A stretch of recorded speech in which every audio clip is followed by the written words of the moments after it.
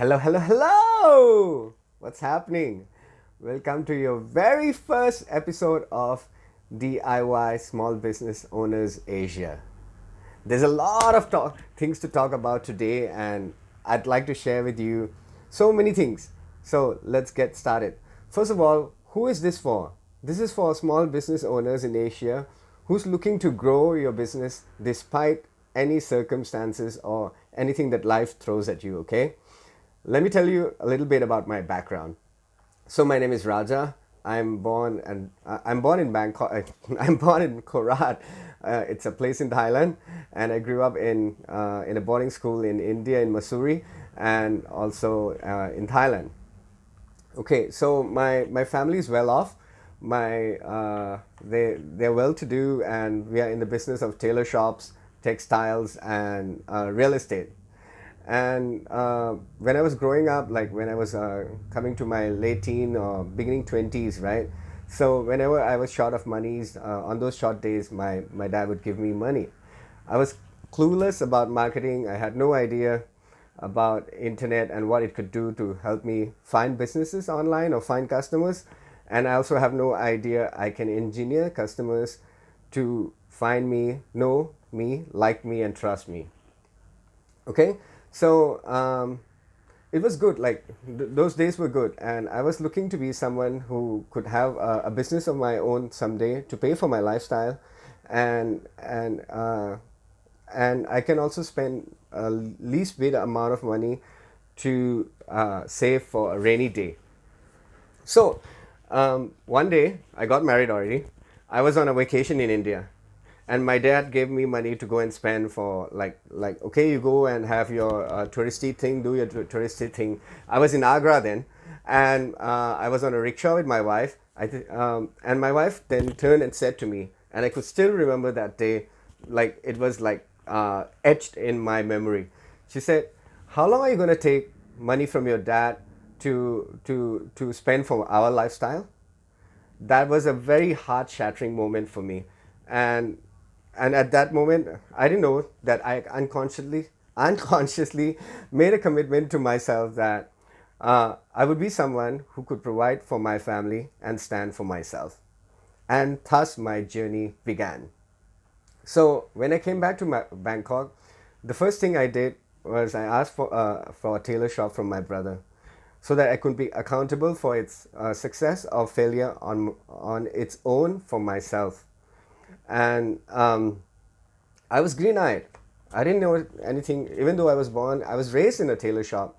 I didn't know anything about like tailoring. I barely know how to measure. And I didn't know anything about operating the business. I didn't know that the staff could be sneaky. I was so like innocent. I didn't know that the craftsmen would cut corners, and I didn't know that there was a concept about like they're like tuk tuk, like the rickshaws in Bangkok. It's called tuk tuk. I didn't know that tuk tuk would come and wait for customers that were coming out of my shop, and then they would steal the customers and then go and send the customers to the shop that they were going to give commission to. I didn't know all this was happening in a business environment, and like I have no clue. I was that dumb. Yeah. So when I realized how weak I was, I started looking around. Like, what's the first thing I could do? So the first thing I thought to myself that I must understand the core. Like the core of the business is to understand about tailoring, right? Is to understand measurement, to understand styling, to understand suit styles. So I went and searched online. I met a person who was his name is Antonio, right? So Antonio was coming out then. He was delivering his first course online. It was a test course. Today, Antonio himself is the world's foremost men's grooming guru. He has a following of I think 2.6, 2.7 million people following him on YouTube. But around 11 years back, it was like he was coming out with his first course. So I signed up for it, and he and me became friends. So during the course, he asked me, "Hey Raja, why don't you make some suits for me?"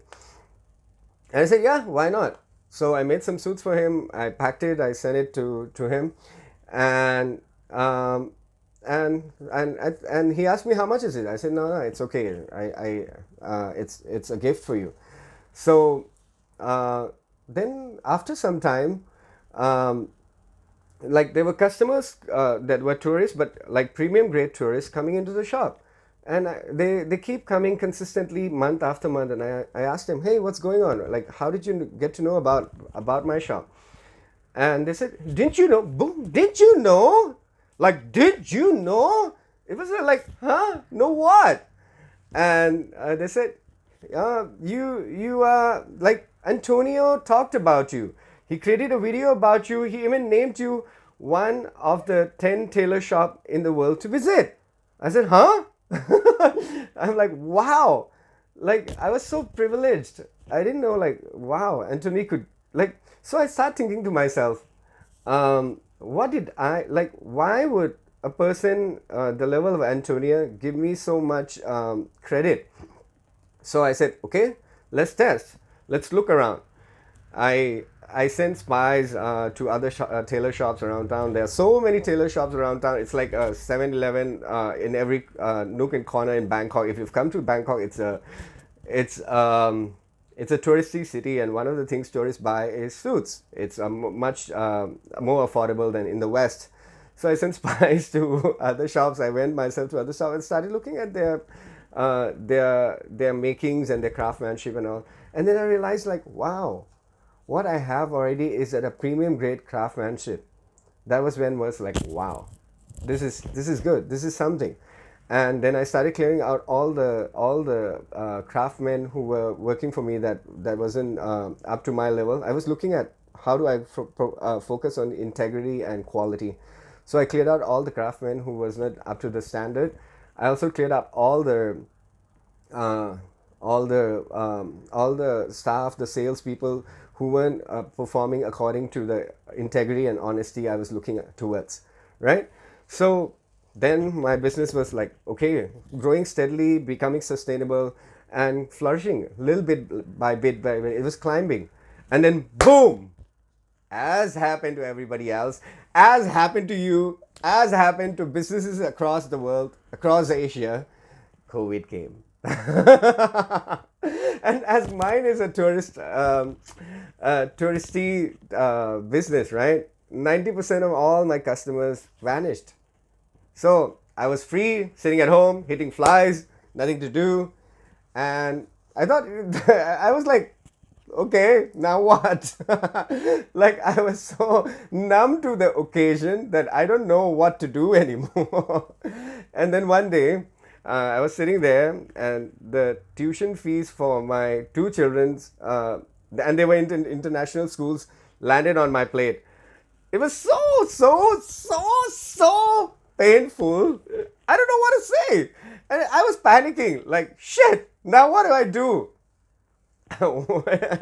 Once, like, I calmed down a bit, I talked to my wife and I said, hey, you know what, we have to face this situation. Yeah. And then a thought occurred to me, like, if I am this painful about it, I was looking at, okay, in my shop, right? I to help the customers, that they could afford the suits, right? I contacted a payment gateway, and what that payment gateway allows for is for the customers to pay by card, and then to do it in installment, like 10-time installments. So for example, a suit that costs $200, they can buy it for like they can pay $20 for 10 times, like that. So it became unbelievably cheap and valuable to the customers. So I thought the same thing. Hey, if if uh, if I can do this with my shop, right? And the parents who are like me, who have children in international schools, are dealing with the same thing. They would also be having the same pain. Some of them, their businesses are closing, or their monthly rolling capital is all dried up and all that. So what I did was I contacted this payment gateway company, and said, hey, you know what? I think the parents in international schools would need this. I would like to be a marketing partner for you to contact the international schools. And I said, yeah, go ahead, have fun. Why not?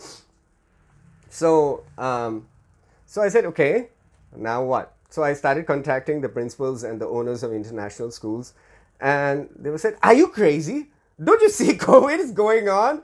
What are you? Are you nuts? You can come to the school." Yeah. And then I said, okay, I'm not gonna give up on this. What can I do? What can I do? I started being a smartass. I said, hey, you know what? Why don't you come on Zoom, and I'll do the presentation for you on Zoom. And they thought about it and they said, yeah, why not, let's schedule Zoom. Yeah, so then I went on Zoom, and I didn't know how to close sales. Like, I was so I was like, okay, I jump on Zoom. Now what? And now how do I give them a presentation that is enrolling, that is empowering them to see that it's an opportunity to help them to support the parents? Yeah. So I was failing at closing sales on Zoom. So then I thought, okay, how can I make this work? I remember I went to, I took a course about creating social projects, right? And in those social projects, I got to enroll leaders to take on leadership of various aspects of the project so that the project can be successful and be blowout.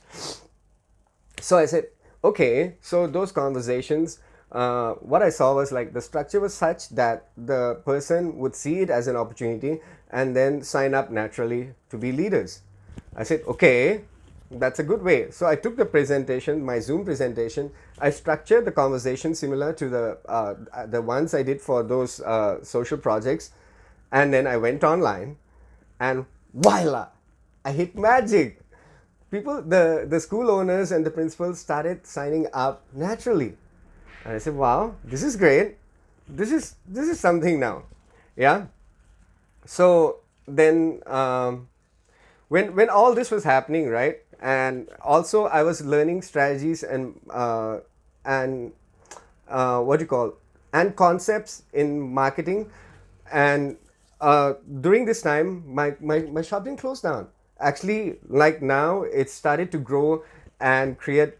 It's starting to grow and have sales come in steadily and ongoingly up again. So I've become someone who was losing sleep as a business owner. Uh, I've become a marketing nerd, and I'm always exploring how I could move the needle for the sales in my business, in my shop. But what's more important for me is I've become a person who now has an experience, like a deep experience with myself that I could provide for my family. And that's the joy. That's the real joy that I got. The journey took a while. And from the time that I was on the rickshaw with my wife in India to who I've become now, around 12 years later, is a totally different thing. And the journey was worth it. Yeah. Yeah. So now I've used many marketing strategies, both online and offline, to make this happen, right? So I'll be sharing with you this on this YouTube channel so that you can see my journey and then you can apply this for your own business. Yeah, these are not concepts. These are the things I did in reality. They are actionable application that has been tested and applied on my own businesses. Okay, so you get to see all this firsthand, and then you can get the overarching strategy, and then you can go out and specifically apply for your own small businesses. You also don't have to go through all the pains, all the mistakes, all the failures, and you can shorten up the process because I've gone through that. So you can just take the what works and apply it to you for yourself. So who am I talking to this? I'm talking to the Raja that I was 5 years ago, who is clueless about marketing, who doesn't know how to find customers, who has no idea how internet can help his businesses, and who has no idea that a customer can find him naturally and then can know, like, and trust me and buy from me consistently. So it's basically for small business owners who are looking for practical strategies to bring evergreen leads to their businesses. Okay? So I'll also be adding a resource section in the description section. So you open the description section, there'll be a link there, and you can click on it, and you'll get all the free resources and the Sriket tools I use, and all the cool marketing stuff I've come up with. Okay, you can go and press that link and go into it. I'm also committed to post this daily for a year to share my story, my success, all my failures. It's a huge challenge for me, and it's a growth. It's a growing moment for me also as a business owner to come out and be a public person, and it would also provide value to small businesses across Asia, small business owners across Asia, and that's what I'm I'm moved by, like the things that the value that I can create that would also give value to other people to apply and then have success in their own businesses. So that's it for today. Have fun checking out the channel daily, and I'll see you when I see you every day. Bye.